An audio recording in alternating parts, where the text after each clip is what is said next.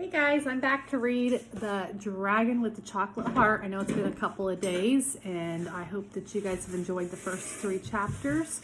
I am going to go ahead and start and read chapter 4 tonight. Before I do that, I do want to do a little quick little recap of chapters 1 through 3. When we left off, Adventurine, our young dragon, left her family's cave and was exploring the world around her. She came to a little man, and he had a pot of something that smelled absolutely amazing, delicious. He told her that it was hot chocolate. He mixed something up, said a couple of rhyming words she didn't quite understand. He gave it to her, and the world around her went black. When she woke up, she was no longer a dragon, and she is now a human. I wonder if that is who is in the picture right here. So Adventurine is a human. She's got human legs. She's trying to learn how to walk on them. She's trying to figure out what to do. She sees her grandfather flying above her, and she tries to call out to him, and he blows flames at her, so he doesn't recognize her. The little old man told her she better make her way to town before it gets dark out, and that is where we're at. So let's see what happens to Adventurine. Chapter 4. Without my flame, I couldn't even start a fire. All I had to keep me warm through that long night was the shelter of a rock and my own horrible thoughts. Oh, and my growling stomach too. Inside the mountain, Jasper and Mother, Grandfather, and my aunts were all sleeping cozy on mounds of gold and jewels with trails of warm smoke ruffling out of their noses. Every time I pictured their comfortable sleep, I snarled. But only because snarling was better than moaning. I had never felt so small or so pathetic in my life. But then, I'd never lost my family before. By the time the sun finally began to rise, though I was sick and tired of my misery, I'd throw in dozens of rocks the evening before, smashing them into the mountainside, until my stringy human muscles had burned with effort. Then I'd felt strange wet drops of stream out of my tiny human eyes for hours as I lay huddled on the cold ground, giving into my weakness in the dark where no one could witness my humiliation. Now I was finished. No more. I blinked out the last of the irritating wetness for my aching eyes and pushed myself up from the ground with a growl of fury. What kind of dragon would curl up and surrender just because she'd had a bit of bad luck? My family might not think I could survive on my own, but I would show them. I would show everyone, including that lying, cheating food mage, exactly how strong I really was. I would walk my way down this mountain. I would find myself a livelihood, whatever that meant, and I would eat as much chocolate as I wanted forever. I'd made it all the way off the mountain and onto the wide dirt track that cut through the green, wooded lower foothills before I heard hoofbeats coming up behind me. My soft, unprotected feet hurt so badly by then that the pain thudded through me with each new step, and I had to clench every muscle to force myself through it. I hardly even noticed that the steady clopping sound growing closer. But when I heard the sound of 2 voices raised enthusiastically in song, my shoulders hunched in agonizing protest. Not that winding road song again. Nothing good ever happened when I heard that song. Worse yet, now that I could make out more of the words, they made even less sense than the verse that food mage had sung.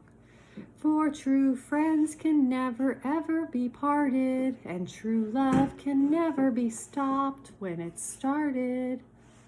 Oh no. I growled in my human throat, try getting transformed into the wrong species and see how fast you get parted from your human friends. As the hoofbeats and the cart cartwalling drew closer.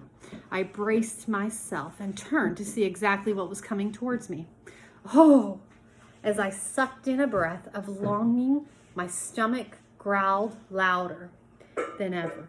The hoofbeats belonged to a big white horse that made my mouth water at the sight of him. What a fine meal he would have made for a dragon.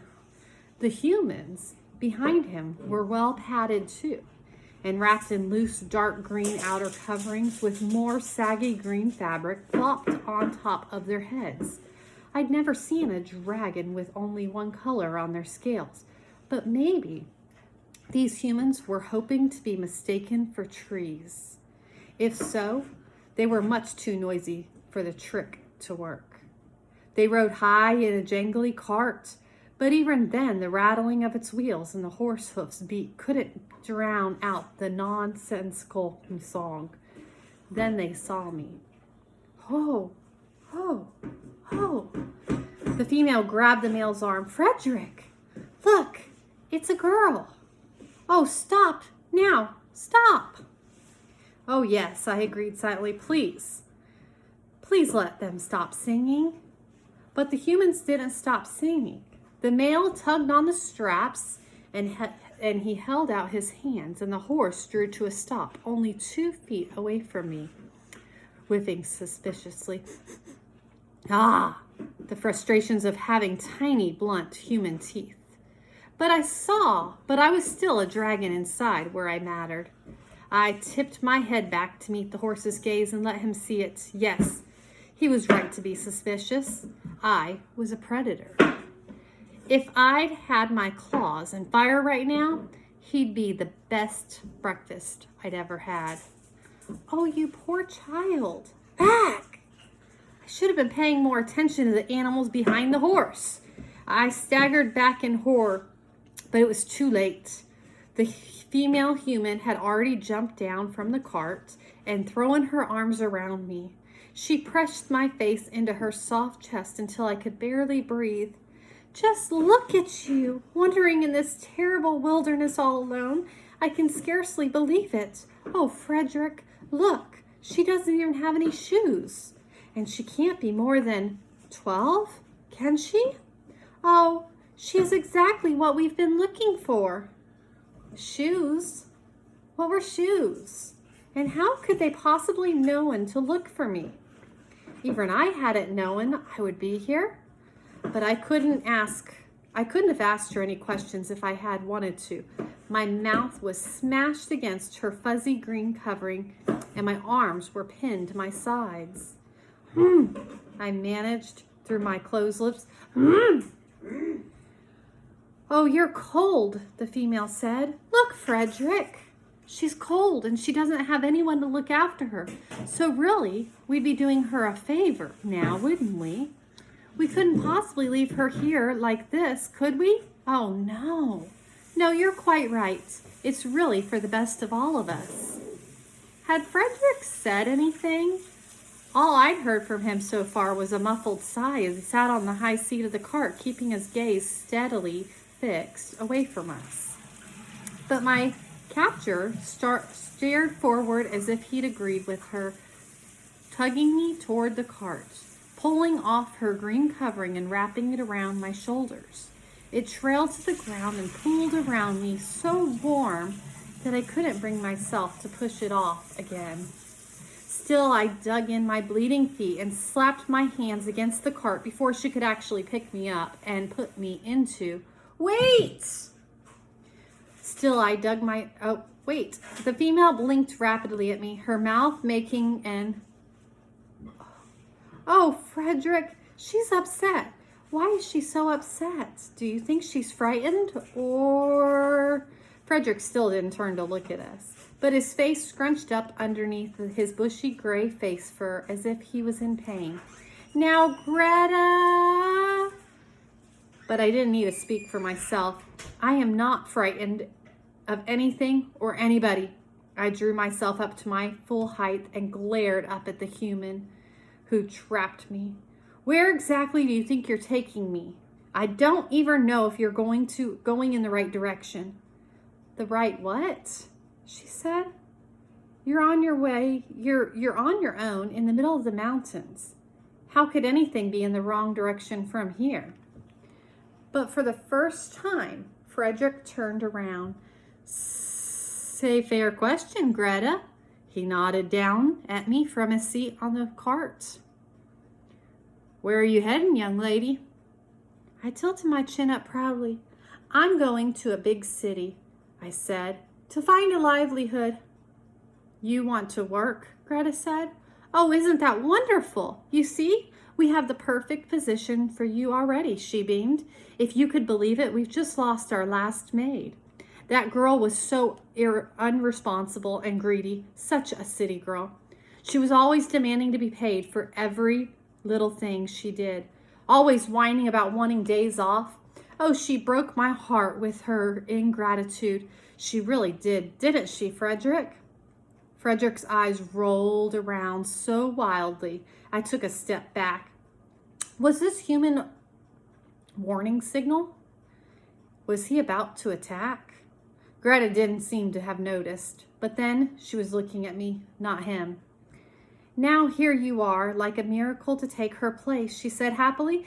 It was obviously meant to be. We'll take you into our home just as if you were our own daughter, and you can cook and clean and do all the little things we need, and of course you won't need any payment at all. Will you? Because you would have starved if we'd left you here. So really, no cleaning, I said firmly. Frederick's eyes had stopped rolling, but I kept a weary piece of my attention on him as I spoke, just in case. And I won't be a maid, whatever that is. I'm going to be an apprentice, and I need to find chocolate. Chocolate? Greta stepped back, blinking rapidly. You? Frederick's big shoulders rose and fell under his green covering. Plenty of chocolate houses in Drunchenberg nowadays, he said. It's the new fashion, isn't it? King's fancy. Humph, said Greta, as if you'd ever stepped in a chocolate house in your life, Frederick. Honestly, the things you say, if you didn't have me to look after you. But I had already made up my mind. Perfect, I said. A house made of chocolates. What could be better? I couldn't wait to move into one now that I was human. Then I frowned, remembering danger. There aren't any food mages in those chocolate houses, are there? Greta stared at me with enormous greenish eyes. She burst into laughter. You really are an ignorant little creature, aren't you? Smiling, she stepped back up to me and rubbed the top of my head, musing, up all my head fur and making my teeth clench. Honestly, I think they're just a myth, like music mages. Magic doesn't happen around respectable folk, you know. Phew! I jerked away before she could rub my head again, but I was too relieved to snarl. The next time I ate chocolate, it was definitely going to be non-magical. I had quite enough unexpected transformations for one lifetime. What about the other kind of mages? I asked. Are there any of those in Drunchenberg? If I could intimidate one into helping me. Frederick shrugged, adjusting the horse's long leather straps in his hands. There's always the king's battle mages. He said they're real enough, aren't they? And there are probably around a dozen of those gathering up from all across the kingdom and all living together near the places, so I've heard, ready to be sent out to fight enemies and dragons and such like on the king's command. Like in the storybooks, you know, excitement.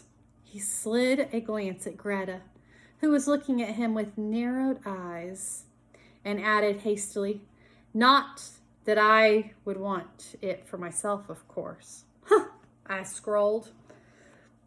I had a strong suspicion that any mages who specialized in fighting dragons would be completely unreasonable and turning me back into one, no matter how fair and just that would be. Besides, there was no point in being transformed back into my proper shape only to be intimidatedly captured by a bunch of dragon-hating battle mages. All right, I said. and turned in the direction that the horse was facing, towards Chocolate. I'll go to Drunchenberg then. With us? Said Greta, clapping her hands. That's where we live. Well, frowning, I started to back away. I didn't like the determined look in her eyes. I'm not sure. There's no point in arguing with her, Frederick told me, and he shifted over on the bench of the cart. Might as well get in now, save us all the bother. And isn't lucky for you that we were here to help. Greta wrapped her arms around my shoulder, halting me in my retreat. We would never ordinarily be out in the wilds, you know, but we were just visiting my sister and her husband on the farm. Gently, she began to tug, pulling me slowly back towards the cart as her words streamed brightly over my head. If you can believe it, those two are both such provincial. They have no idea how much everything really costs in Drunchenberg. They're such nitwits when it comes to money. So we always pick up plenty of cheap, fresh food from them and then sell it for a wonderful profit back in Drunchenberg. Really, it only serves them right for being so foolish, doesn't it? She gave a little rippling laugh.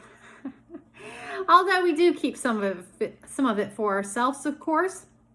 You can never really get good milk or meat in the city, can you? My head was whirling from her stream of words, and I didn't even know what milk was. But at the word meat, my stomach gave an almost dragonish roar. Just listen to you. You're starving. Greta scooped me up, surprisingly strong arms, hefting me into the cart before I could protest. And just look at all that blood on your bare feet. Here. She climbed up after me, then leaned over the seat, digging into the bags and baskets and boxes that were all stacked precariously in the back of the cart as Frederick clicked his tongue and the horse started forward. I don't have any shoes in here, but at least I can give you some food for the journey. Meat, I said hopefully. I craned my short neck, trying to see into the baskets as she was digging through. Meat, she let out a bundle laughed. Oh, Lord, child, we can't stop and build a fire to cook meat now. We're still inside of the mountains, aren't we? Don't you know how dangerous it is out here?